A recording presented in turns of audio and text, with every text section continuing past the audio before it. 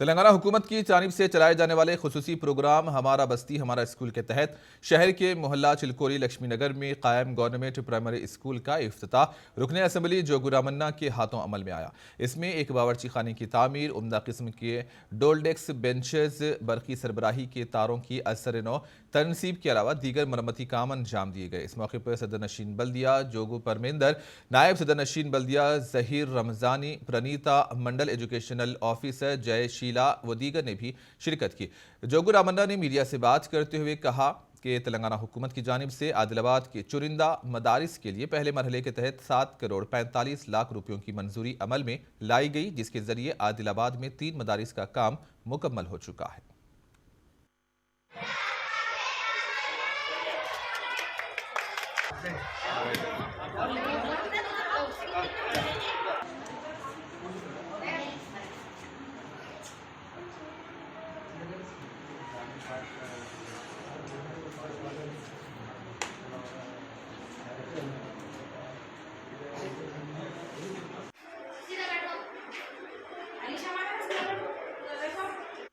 మన बस्ती मन बड़ी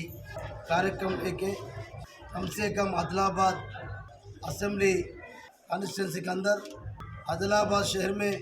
जुमला 23 स्कूल फर्स्ट फेज में 7 करोड़ 45 लाख रुपए से सैंक्शन करके ये 23 स्कूलों में